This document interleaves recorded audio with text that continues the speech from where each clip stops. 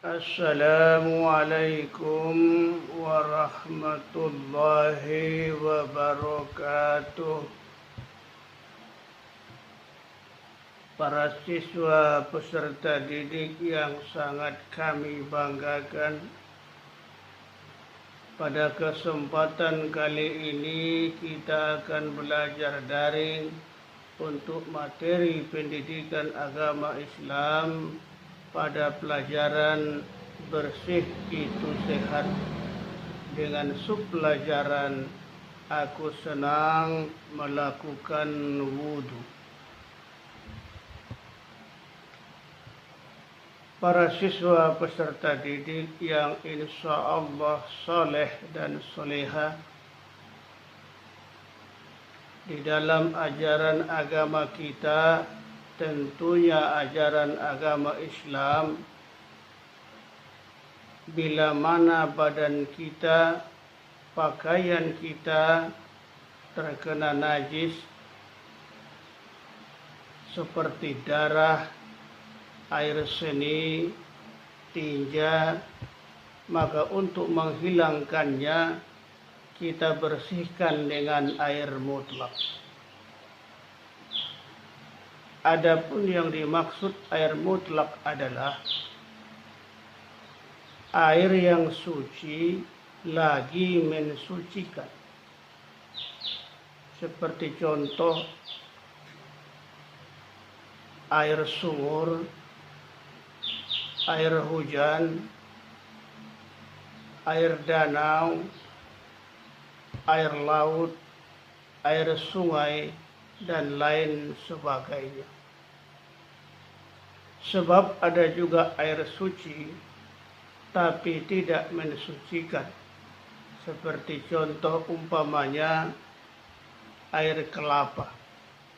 Ia suci tapi di dalam ajaran agama Islam tidak boleh kita gunakan untuk mensucikan. Di dalam kita membersihkan najis dengan menggunakan air mutlak tersebut, tata caranya adalah air tersebut yang mendatangi najis, bukan najis yang mendatangi air. Maksud dan pengertiannya adalah kalau umpamanya tangan kita terkena najis, maka air itu kita siramkan pada tangan kita, bukan tangan kita yang bernajis yang kita celupkan ke dalam air. Sebab kalau tangan kita yang bernajis atau pakaian kita yang bernajis kita celupkan ke dalam air, katakanlah dalam ember, maka seluruhnya akan bernajis. Oleh sebab itu airnya yang kita siramkan kepada pakaian dan badan yang bernajis. Para siswa sekalian, bila kita akan membersihkan kotoran dari dubur kita, dari kubul kita, atau yang lazim disebut dengan cebok, maka perihal tersebut di dalam ilmu fikih disebut istinja. Akan tetapi dalam keadaan sangat darurat, kita tidak menemukan air, maka dapat menggunakan benda lain seperti tisu, daun yang kering, tanah, dan batu-batuan. Akan tetapi kalau menggunakan batu, pilihlah batu yang mulus, jangan batu yang tajam. Sebab bila digunakan batu yang tajam, dikhawatirkan ada yang terluka.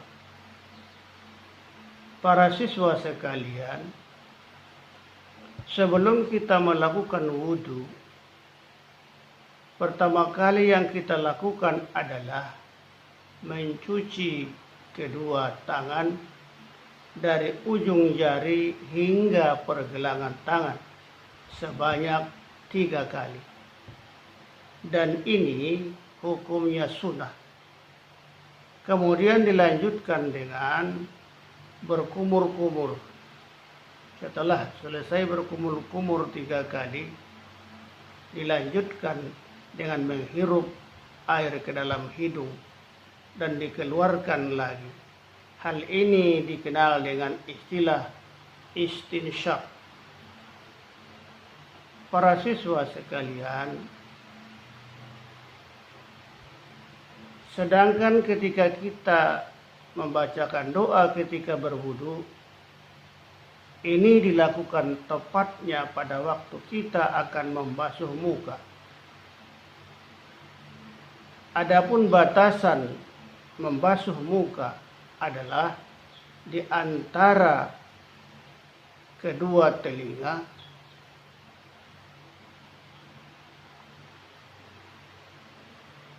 kening dan dagu. Kemudian kita lanjutkan dengan membasuh tangan dari ujung jari hingga sikut.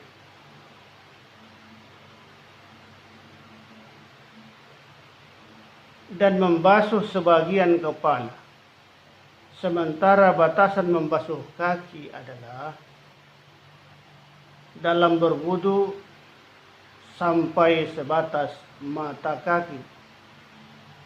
Sedangkan membasuh kedua telinga itu adalah hukumnya sunnah. Di dalam ajaran agama Islam disebutkan al-islamu nazifun fatanazzafu fa innahu la yadkhulul jannah illa nazifu.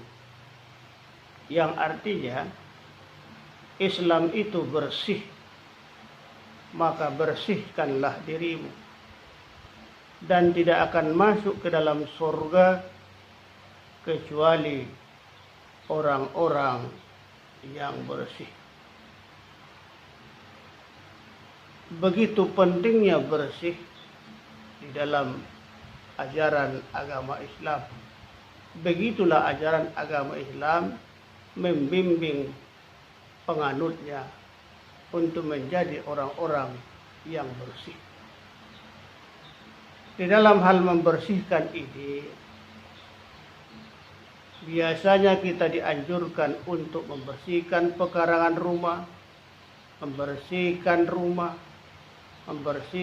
perabotan yang ada dalam rumah, membersihkan badan, membersihkan pakaian, kemudian barulah berpeluang untuk bersihnya hati. Hati manusia perlu dibersihkan dari berbagai macam kotoran, dari berbagai macam penyakit, iri, dengki, hasud, khianat, tamak, loba, kikir, rakus, dan serakah, ria, sombong, angkuh, dan takabur. Itulah penyakit hati manusia yang perlu dibersihkan, sehingga kita menghadap Allah Subhanahu wa Ta'ala benar-benar dalam keadaan yang sangat bersih, sebagaimana bersihnya kita ketika kita dilahirkan ke permukaan bumi ini. Para siswa sekalian, mungkin dalam kesempatan singkat ini, itu saja penjelasan yang dapat Bapak sampaikan. Bapak akhiri, wabillahi taufiq wal hidayah. Assalamualaikum warahmatullahi wabarakatuh.